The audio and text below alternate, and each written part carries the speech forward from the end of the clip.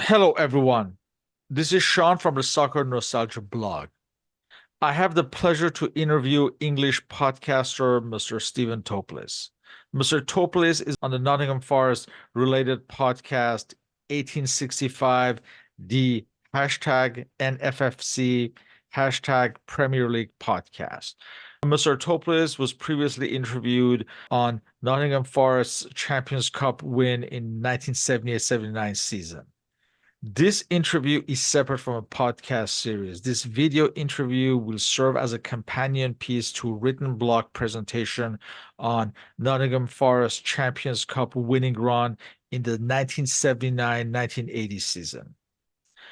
Hello, Steve. Welcome. Hi, Sean. Thank you for welcoming me back on. Thank you. Can you summarize the atmosphere and mood at Nottingham Forest in the summer of 1979 after winning the Champions Cup and prior to the start of this 1979 AD European season?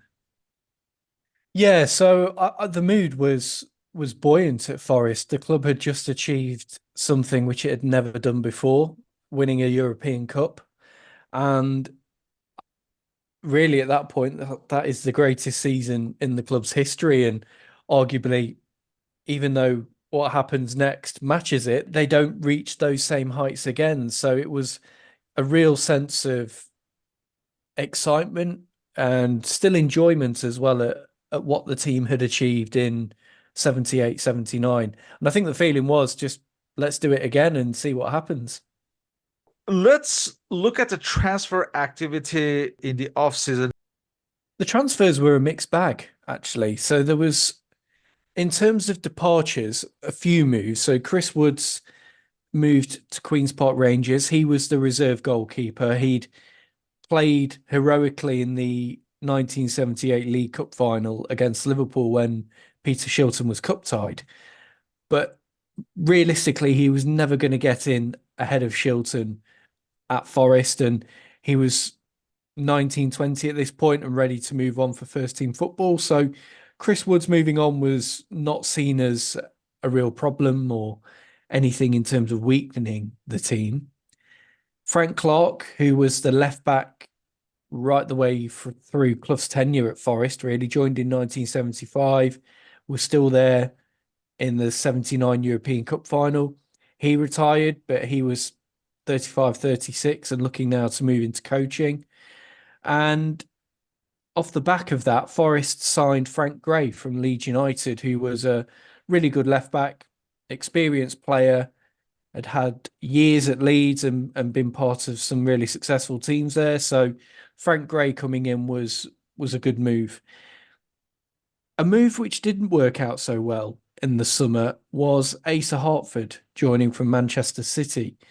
Forest paid a fair whack for him, upwards of 300, £400,000. He was a really good midfielder.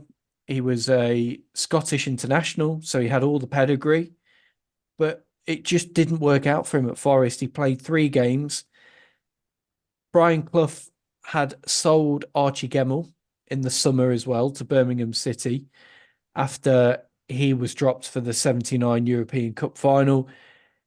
He and Gemmill had a falling out because Gemmill really took it personally that he didn't play in that final. He'd been injured, but he felt he was fit to play. So Gemmell was moved on to Birmingham City. Asa Hartford came in as his replacement, and it didn't really work out. After 3 games, Hartford was sold to Everton. Forest lost a bit of money in the process, but Clough said Hartford just wasn't the right player for his team. So that was a rare mistake from Clough in the transfer market there. And other transfers that were ins and outs that season, Stan Bowles and Charlie George coming in from QPR and Southampton respectively. And this was at a time when Forest's form in that season was dipping and they needed new players to come in. That's where Bowles and George arrived. And in November of that season, Tony Woodcock was sold to Cologne for £875,000, which, as we know, is a lot of money back then. But the move, while it potentially weakened Forest, Tony Woodcock tripled his wages by moving to Germany. So on that basis, you couldn't really blame Woodcock for moving on. And he'd made such an impression against Cologne in the last season's European Cup ties that they clearly liked him. So Woodcock moved on, but the feeling was that Forest, with the likes of Bowles and George and Trevor Francis, had replacements there to cover those transfer moves out. Yeah, and we should mention that Jimmy Montgomery also arrived from Birmingham Yep. City to replace Chris Woods and be the backup goalkeeper. Can you discuss the context and the situation with Trevor Francis at this point, where he's playing in the United States with the NASL's Detroit Express in the summer, and that delayed him joining Forest early in the season? Yeah, so Francis had already played for Detroit Express in 1978. He'd gone there on loan, and there were quite a few players that went over from England to do this. There was the likes of Peter Beardsley was another later on, but Francis was a real high profile player back then. And I suppose going over to America, while it was seen as quite a lucrative opportunity and enjoying the American way of life for a couple of months, it was perhaps because the NASL was not a big established league at that point. It was perhaps seen as a downward step and a bit of a what are you doing that for kind of moment. But Francis went to them in the summer of 78. And then he'd already agreed to go back there in the summer of 1979. This was while he was a Birmingham player. Forest signed him in February of 1979, but Francis decides to continue with the agreement to play for Detroit. So he goes ahead and completes another loan move there in that summer of 1979. Brian Clough's furious, by the way, with this. He thinks it's a risk, and I suppose he's worried that his new £1 million signing could pick up an injury during the summer when, in his eyes, his players should be resting between seasons. But Francis goes out there. He's quite successful as well. 14 goals in 14 appearances. And I think for anybody who watched American soccer in those days, remembers the likes of Trevor Francis and those kind of players that went over there really fondly. And they helped to establish and make the game of soccer a more popular game in America. Let's look at the backbone of the team. Yeah, so in terms of the formation, it was very similar to what Forest played with Brian Clough all the way through up to this point. So a 4-4-2 with largely the same personnel that featured in the league win in 1978, the trophy wins in that period, and the European Cup win of 1979. So in goal, Peter Shilton, a back four very familiar of Viv Anderson, Larry Lloyd, Kenny Burns, and now Frank Gray in at left back. Across the midfield, generally Martin O'Neill and Trevor Francis would share the right wing berth because Clough quite liked to play Trevor Francis out wide at that time. John McGovern and Ian Bowyer in the midfield, and John Robertson on the left-hand side.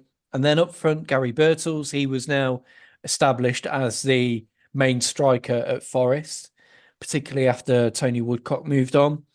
And then alongside him, you'd have Stan Bowles, Charlie George potentially, and then sometimes later in the season, Trevor Francis would end up playing there. So that largely was the nucleus of the team, and a very similar setup to the previous season in 78-79. Let's start off with the European season and the first round in September against Swedish side Osters. I imagine ahead of these matches, these would have been looked upon as a formality. Yeah, I think Forest were heavy favourites, particularly as the cup holders and as the team which had they'd come out of nowhere really to win the European Cup, and then once they'd won it, they were among the favourites again, obviously. So a tie against Osters would seem like a formality beforehand, but Swedish sides were very tough to beat back then. Forest found that out themselves in the 1979 final against Malmo. So Forest had the quality to beat them, of course, but it was not an easy game. And winning the home leg 2-0, thanks to two goals from Ian Bowyer. But in the second leg in Sweden, Osters pulled the score back to 2-1 on aggregate. And it was a Tony Woodcock header late in the game, 79th, 80th minute, that made it 1-1 on the night and 3-1 on aggregate. So Forest were through by two goals, but yeah, that could have been a tricky tie had they not been at their best. Yes, and let's remind everyone that Trevor Francis is still missing, and that's why Ian Boyer started in the first leg and scored the two goals. Force were through to the second round. Now, before that, around this time, there are some rumblings that the Forest hierarchy are concerned about the finances of the club and Clough and Taylor's expenditures on players.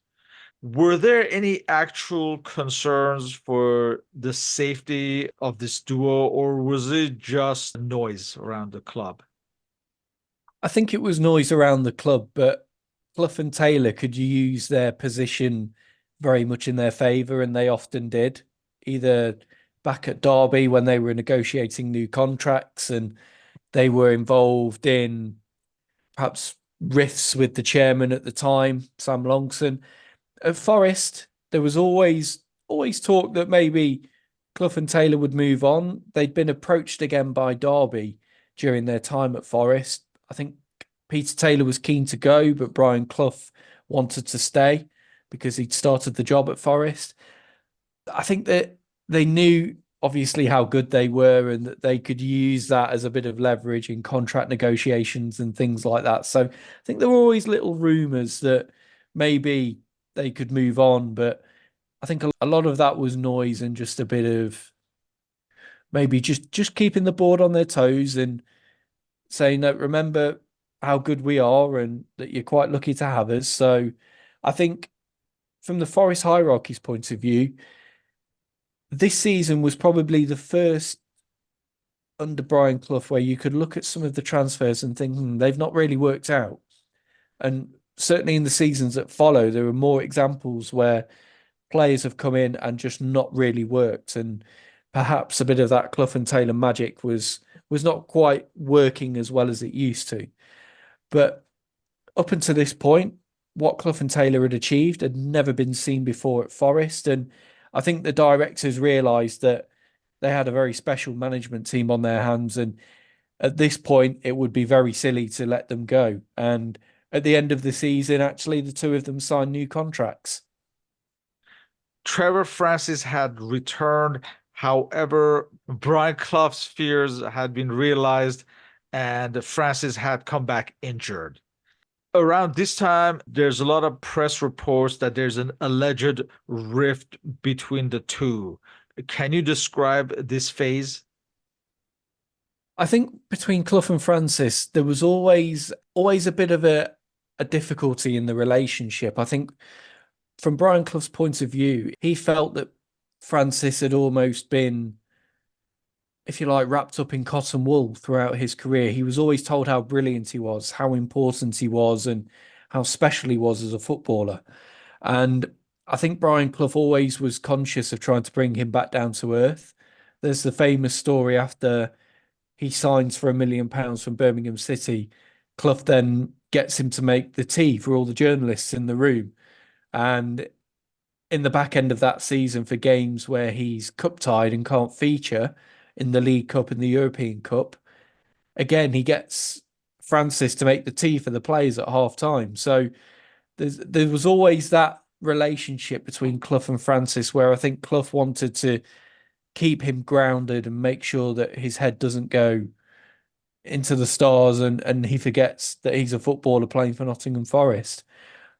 So I think there was always a little bit of friction in the relationship. And in this example here with Francis returning injured, I think that just proved Brian Clough's worry really. And he was disappointed, but again, I think he realised he had a really good player on his hands, and whenever he could play Trevor Francis, he did. And Francis returned to the side, but was often played as a right winger, and that was not what Francis wanted. He preferred to be played as a centre forward.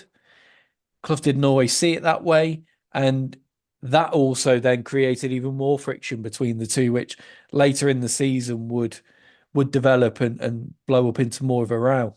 When he returned injured, didn't Clough actually threaten to not pay his wages? It seems There, like. yeah, there was I think that was just a way of telling him that's the last time you're going over there to play in America during the season. While you're my footballer, you take a break during the summer. So I think that was Clough's way of trying to scare Francis off any potential moves like that again in the future. Yeah. And I came across this quote. Clough said that we have 13 games under our belts here. Trevor's only got a money belt. Yeah. He always had a line and a quip for moments like that, Brian Clough. And I think, again, it always just comes back to his relationship with Francis. I think he was quite hard on him. Again, I think it's because he realised he was such a supreme talent as a footballer. He wanted to maintain his focus and his motivation on playing for Forest and being the best he could be.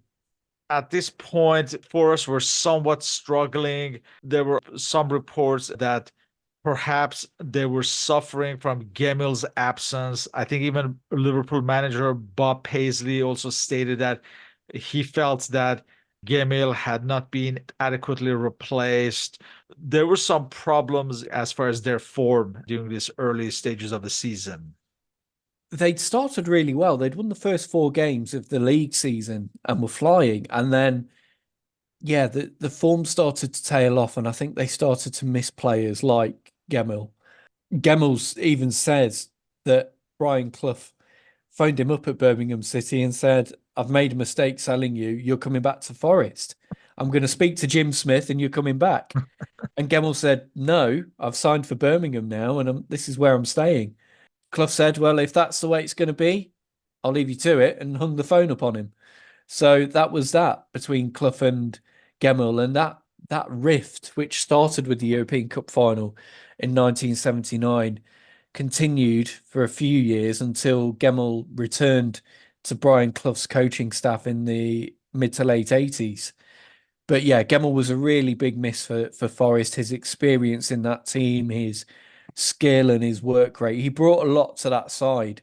Even though at this point he was 31, 32, he was still an influential player. And Clough realised there that he'd made a mistake and he tried to put it right in his eyes, but that sort of came back to bite him. And Gemmell said, no, I'm not coming back. And that's where you see the likes of Stan Bowles and Charlie George come in because they can play as centre forwards, but they could also drop in and play as a number 8 in the midfield. So that was where Brian Clough was left short, and obviously the signing of Asa Hartford didn't work out. And there was a period in this season where Forest's form really tailed off around the middle points of the campaign.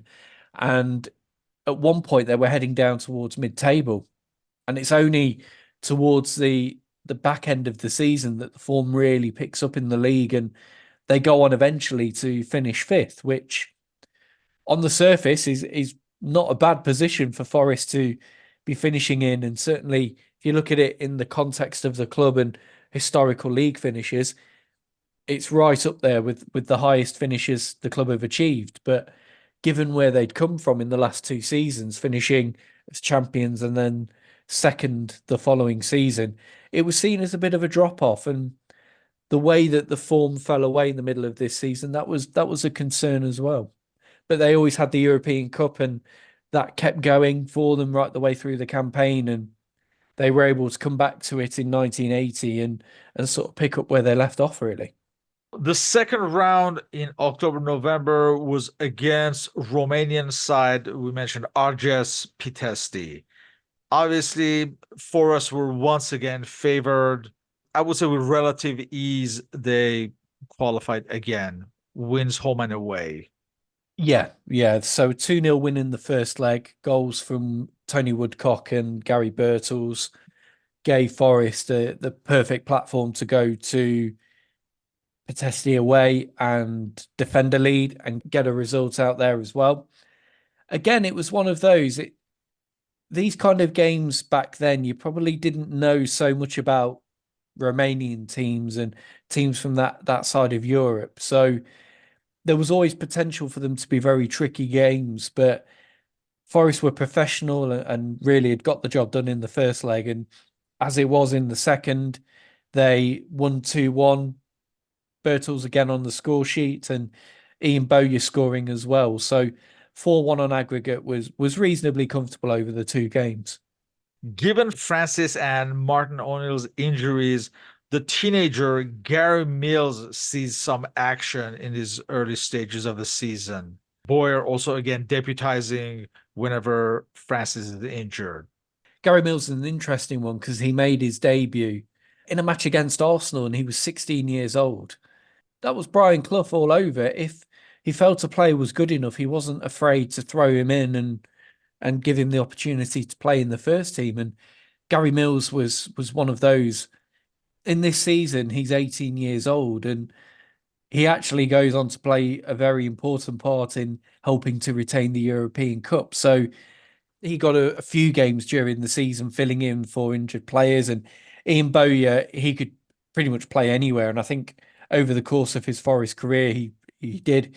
He even played in goal once as well. So in goal, he played in defence, midfield, played up front, really was just everywhere for Forest during his career and was a trusted player for Brian Clough. So he knew that wherever he played in Bowyer, he'd get a shift out of him. And Bowyer again is another player who in this season plays a very important part in helping Forest achieve what they do. So whilst looking at the transfers and players that moved in and out, and you could say Forest had been weakened by transfers, you still had players who came in and did the job for them and delivered when it mattered.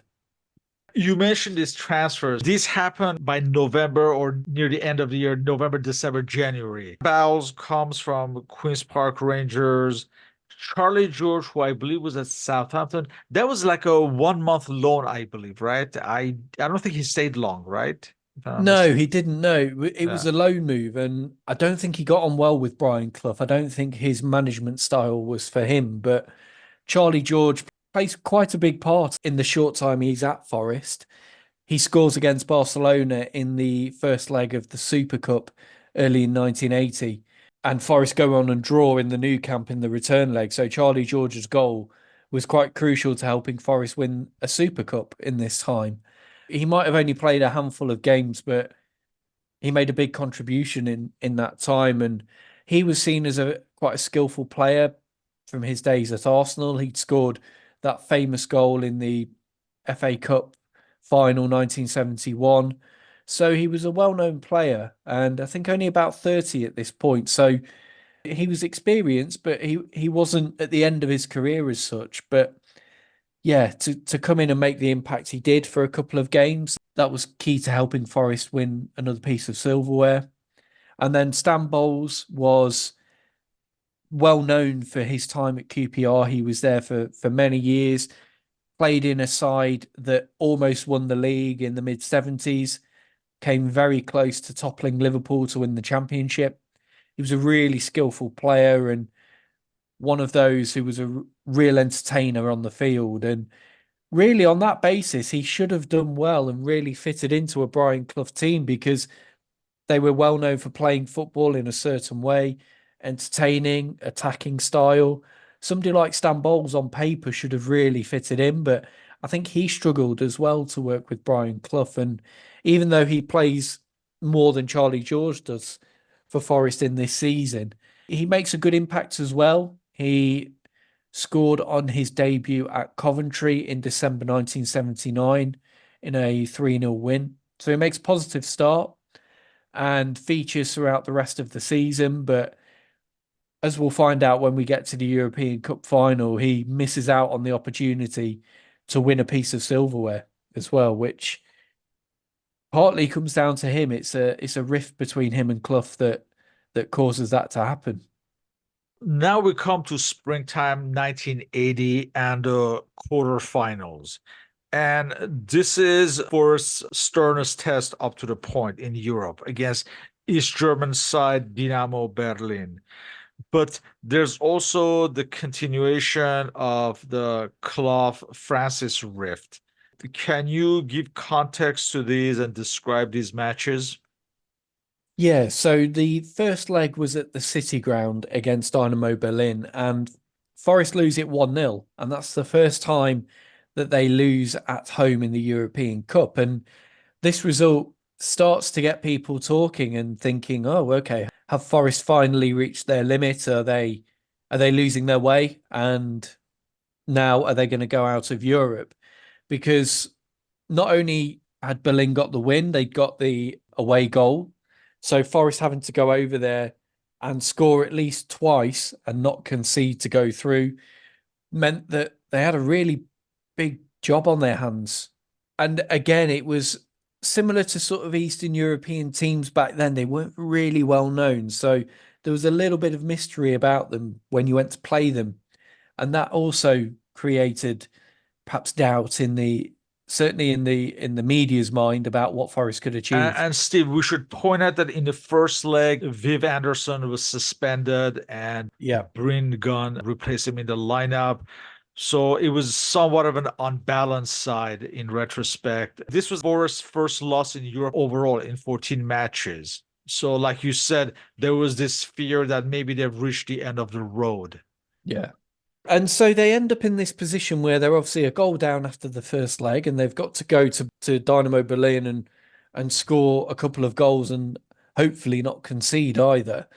But between these two games, Forest play the League Cup final 1980 against Wolves at Wembley.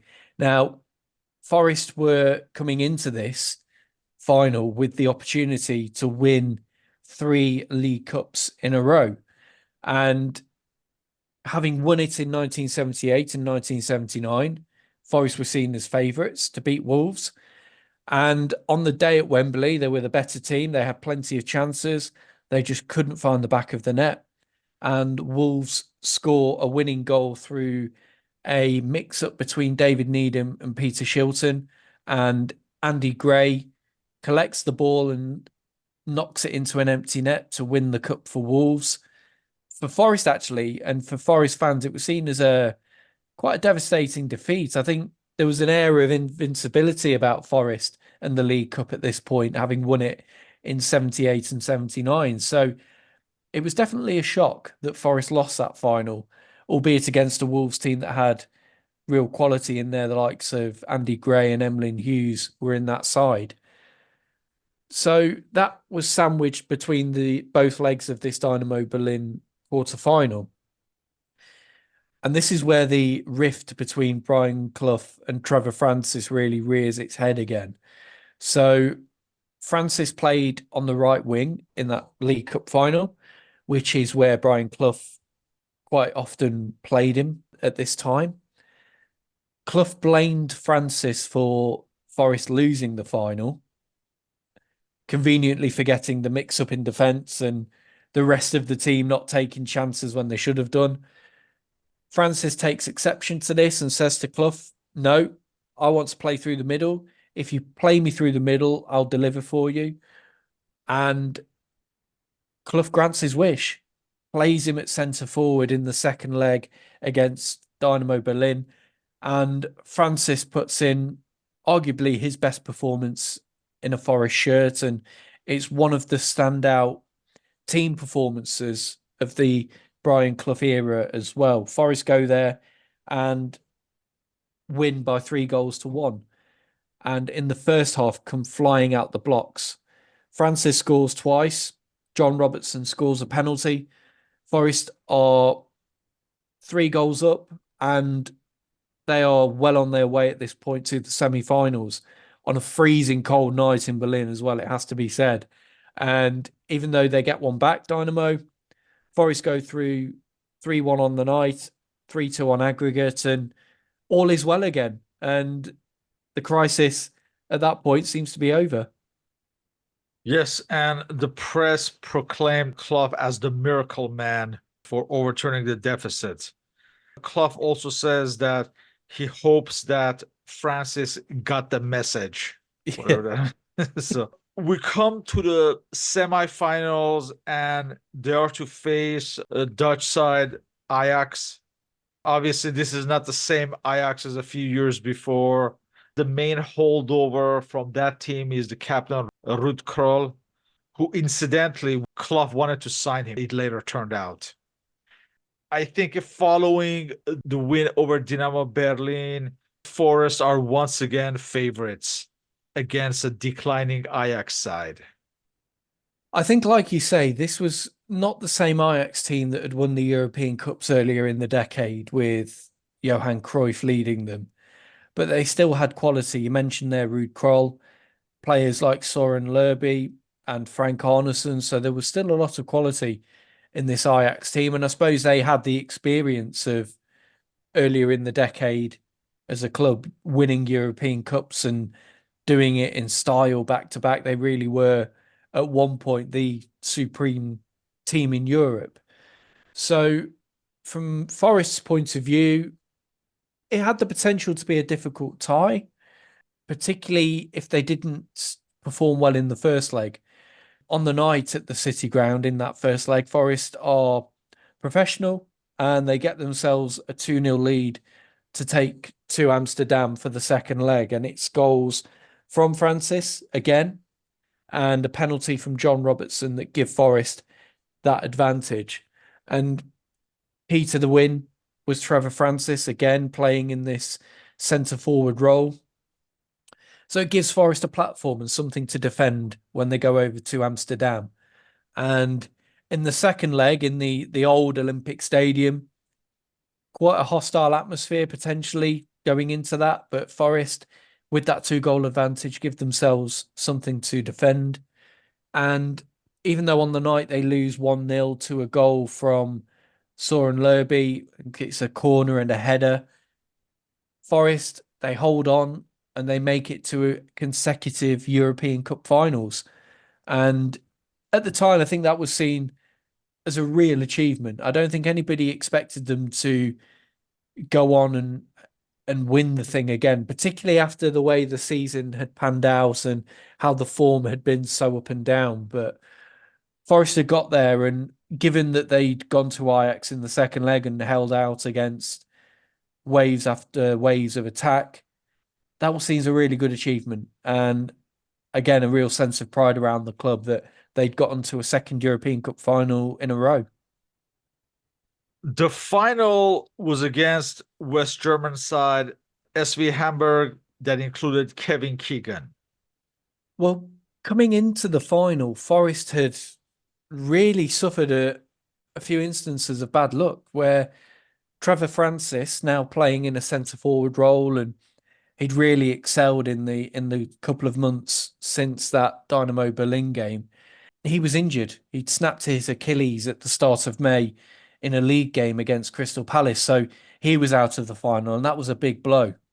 To continue this sort of Clough and Francis, spiky relationship, if you like, Brian Clough requested that Trevor Francis didn't attend the final, and that really hurt Francis. He felt let down by Brian Clough there, and quite often he spoke about that as something that really hurt him. And you can understand why, because Francis had played such a big part in getting Forest there. Even though he couldn't play, just being there would have meant a lot to him. But I often wonder with this whether Brian Clough almost took Like, something from his injury. what would be the reason not to have him there, even in I the think stands? I think purely because he wouldn't have been any use to Brian Clough. Sat in the stands, he might as well have been sat at home in Clough's eyes. And I do wonder if there's a little bit of something here that calls back to the injury that Brian Clough suffered in 1962, which ended his playing career, and whether he didn't like to have injured players around him in that situation because back then he wouldn't have been used to his manager while he was injured, and here Trevor Francis wouldn't have been used to him injured and on crutches. So in the end, Trevor Francis watches it at home on TV, but I think that really did affect Francis, and he felt quite hurt by it. And that wasn't the only problem that Clough had to deal with in the lead up to the final. So John Robertson's testimonial took place, and Stan Bowles wasn't selected to play in that game by Brian Clough. And Bowles took exception to it and walked out on the club after that incident. And he never returned either. So he not only did he walk out on Forest, but he walked out on the opportunity to play in a European Cup final. And there's a good chance he would have featured as well. So you could look at it two ways. You could look at it and say, well, could Clough have indulged him a little bit and played him and sort of kept him on side? Or if you stand Bowles, you look at it and think, well, why would you walk out on the club when you're going to play in a European Cup final? Who does that? So that left Forest even more depleted. Another attacking player lost. So Forest, they had a mini break to Mallorca before the final, and they then go to Madrid with a depleted squad. They've got 15 players, so they can't even fill 5 spaces on the bench for the final. And in the run up to the game as well, there's doubts over Peter Shilton and whether he can play. He's got a shoulder complaint, but he takes pain-killing injections in his shoulder and is able to play. It's quite a funny story, this, because in the lead up to the final, Forest couldn't find, or Shilton couldn't find, a patch of grass to train on before the final. He wanted to just get himself right. Clough was very much of the ilk that players need to relax before this final and not exert themselves too much, because there was about 2 or 3 week break between the end of the league season and this European Cup final on the 28th of May. But Shilton wanted to do a bit of training and make sure that he was sharp and ready for the game. So they go looking for a patch of grass basically to go and train on, a field or a pitch somewhere. They can't find it. The only bit of grass that they can find is in the middle of a traffic island. So you've got Peter Shilton, probably the best goalkeeper in the world at this point, and Forest trainer Jimmy Gordon. They're there. He's kicking balls at him on a traffic island with the traffic going round the roundabout. You've got the best goalkeeper in the world doing his training for the European Cup final in the middle of this island on a patch of grass, which it's almost an absurd situation now, but that's what happened under Brian Clough. You'd get moments like that, but I think it was all just part of the story and just the way things were done. And in the final, Peter Shilton puts in one of his best performances, not only of his Forest career, but his career as a whole. And he plays a big part in helping Forest to win that final. In fact, Brian Clough, given Francis's absence, he decided on a more defensive formation. It was like a 4-5-1 for this final. 4 scores in the 19th minute, with John Robertson scoring with a long range effort. And then they just defended. And like you said, Peter Shilton came to the rescue. They won their second consecutive Champions Cup. I think after what happened in 1979 against Malmo, where the final was a bit of a disappointment, Forest would have wanted to come into this final and play more attacking and be a bit more entertaining, actually. But the injuries and players walking out, I think it just made that impossible. And it forced Clough's hand because he just had to work with what he had. So, yeah, you mentioned there Gary Mills. He comes in to replace Trevor Francis. But rather than playing up front with Gary Birtles, he drops into midfield to make it a 5 and to just give Forest an extra body in there. And Gary Birtles is up front on his own, probably in the days before one up top was fashionable, but it worked. Forest had the extra body in midfield. Birtles ran himself into the ground on the night. Yes, Forest got themselves in front in that first half. A John Robertson goal. It was link up between him and Gary Birtles. Birtles just gets the ball to Robertson on the edge of the box. Robertson's shot goes in off the post. But at that point, Forest are having to do some serious defending. And Hamburg, really strong team with Kevin Keegan in the side. That gave it a little bit more profile as well. The English player playing for a German side against an English side in the European Cup final.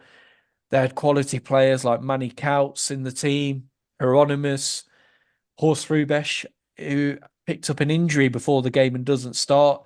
He comes off the bench in the second half, German international goal scorer. So it's a really strong Hamburg team. They'd beaten Real Madrid as well in the opposite semi-finals. So this was a team that had real quality. But Forest, under Clough, were very, very good at defending leads. And once they got in front, they made life really difficult for Hamburg. They had to hold on a little bit. Hamburg forcing some big saves from Peter Shilton. They hit the post at one point as well. And I think it's Manny Kautz with a shot from outside the box that crashes away off the post. But Forest defend hard. They work hard. They run themselves into the ground. And against the odds, really, win a second European Cup. And in some ways, it's more satisfying than the first because of how it was achieved and because Forest was so up against it going into the final. Yeah, it was a But confirmation, basically. yeah, it was a confirmation that Forest actually were not a flash in the pan. They hadn't just won it once and it was a nice run that they had and a moment in time. To go back and win it again really proved any doubters wrong. And Forest always had doubters under Brian Clough, but to win a second European Cup, I think it did silence the critics and make people respect them even more. And Klopp stated afterwards that Hamburg were better technically, but Forest were better on application and effort. And this is a famous trivia. Forest have won more Champions Cups than league titles. Yeah, the only team to have won the European Cup more than their own domestic league, which is quite a special accolade to have, I guess. As far as the general run in this season, it seemed like it was more comfortable than a previous year. The only difficulty they encountered was really against Dynamo Berlin, but otherwise it was more or less smoother ride than the previous season, I would think. Yeah, I would agree with that. Yeah, I think the Berlin match was the real test for them, the one where they had to come back from a difficult position, much like in the season before the semi-final against Cologne, where Forest draw the first leg 3-3 at home, having been 2-0 down, and they had to go to Cologne and basically get a win to go through because of the away goals that they conceded in the first leg.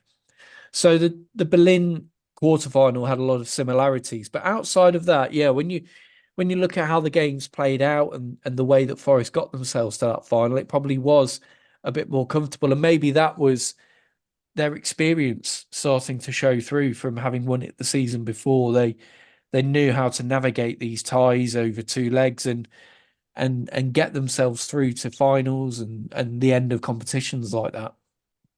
Since they were off the pace in the league, they probably concentrated more in Europe, perhaps. Yeah, I think because of what happened in the league, it was obvious that if they wanted to be in the European Cup again the following season, they had to go on and win it. In the end, they finished fifth after a revival in league form in the second half of the season. But considering that they'd finished first and second in the years before, it was a bit of a drop off.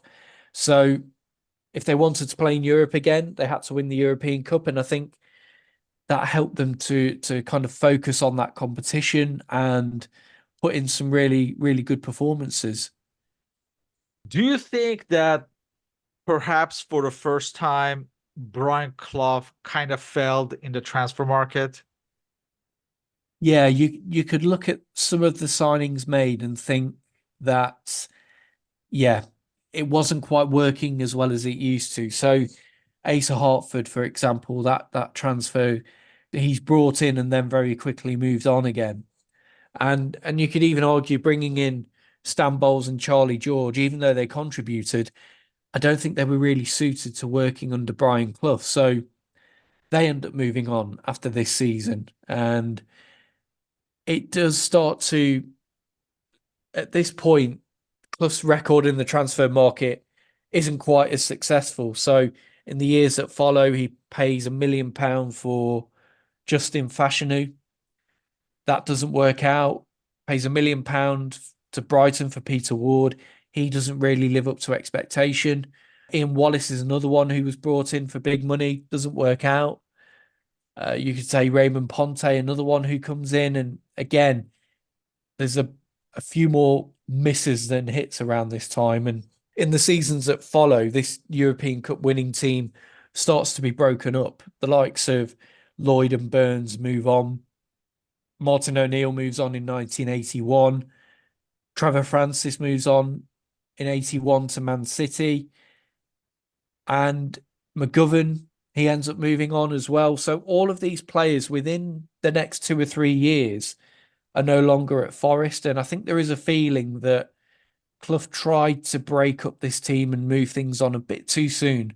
And if you speak to some of the players from that team at the time, they do feel like Clough was a bit hasty in moving some of them on. They felt they had more to offer. And while they might not have won more European Cups, perhaps there would have been more continuity and the team would have been stronger as a whole. And Clough and Taylor's record in the transfer market might have been more successful had they not moved so quickly to break up that team. How do Forest historians look upon his treatment of Trevor Francis in this season? I think it could have been better, but I think with Brian Clough, Forest fans understood his way of working with the players, and particularly with somebody like Trevor Francis, I think they recognised why Clough was behaving the way he did with him.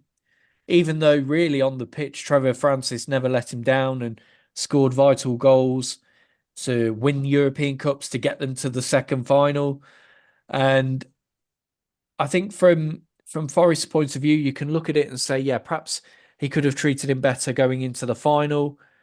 Perhaps he could have used him more as a centre forward earlier on. But again, it's you look at Brian Clough's achievements and think, well, his methods worked, and that was the main thing, really.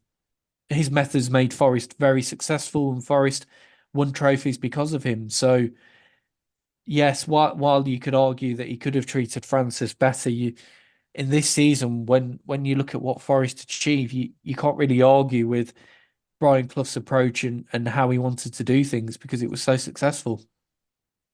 Historically, which team is considered a stronger team, the 1979 side or the 1980?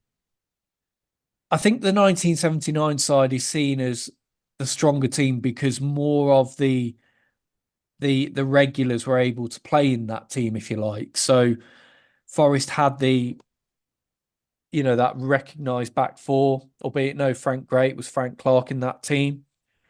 And then that midfield for Robertson, Bowyer, McGovern, Francis, that's as strong as Forest could really put out. And Martin O'Neill and Archie Gemmell were in reserve. And then up front, Woodcock and Birtles, who were a really good partnership. So I think on that basis, the 79 team is seen as the stronger side. But the 1980 team is just as celebrated for winning a second European Cup back to back, but also the way that they did it against the odds when everybody had written them off and expected Hamburg would turn up and win because Forest were depleted and Forest perhaps couldn't repeat the trick again. But they did. So I think both the 79 and 80 teams are respected, but in different ways and for different reasons. In closing, do you know if at the time this triumph in 1980 was regarded as the zenith for the side, or people expected even more glories in Europe after this? I suppose at the time, as a fan, you probably think, oh, Forest are going to be right at the top now for years to come and probably win more European trophies. But I think it comes back to that point of the way that Clough and Taylor started to break this team up. They were very keen, I think, to sell players while on top and while you could get the best money for them, which is why Tony Woodcock moves on. Later in 1980, Gary Birtles moves to Manchester United for, I think, 1.25 million. It doesn't work out for him, and then Forest end up buying him back for much less than that. So that's an example there of Clough and Taylor trying to maximize value in the players they've got, but then we're left with trying to replace a lot of the team that had carried them to glory. So from the players' point of view, they felt that they still had a lot to offer. They perhaps felt that they could have won more trophies and gone on and might not have been European Cups, who knows, but they might have won another league championship or a couple of cups domestically. But Clough and Taylor started to move some of these players on, and the replacements who came in didn't work as well. And I think 1980 is seen as the pinnacle for Forest because they never quite reached those heights again. They never got again in the European Cup. They were knocked out in the first round of the following season's competition against CSKA Sofia, which brought the European glory to an end. They move on, a lot of these players. Clough and Taylor's relationship comes to an end when Peter Taylor retires in 1982. And then after that, when he comes back at Derby, there's then a rift between him and Clough. Brian Clough carries on his own, and while he delivers trophies later in his Forest career, he doesn't hit these same heights ever again, really. And the closest he comes to doing anything in Europe is 1984, reaching the semi-finals of the UEFA Cup, losing to Anderlecht, controversial circumstances. So I think overall, when you look at what happened before, what happened afterwards, 1980 is seen as a pinnacle for Forest and is held up as a time of real glory because they never reach those heights again. And to this day, they haven't as a club either. And I'm going to echo what we said on our last interview, that this Nottingham Forest story is such a unique story that it's almost impossible to replicate in these days. Thank you again for discussing and going through these two unique seasons for a club that's always going to be part of football history. So I would like to thank you again. No, thank you. Thank you. Pleasure to talk about it. I would urge everyone to please read the main blog article as well for more detail. The link is included on the video upload description along with our respective contact information. So thank you again, Steve. Thank you.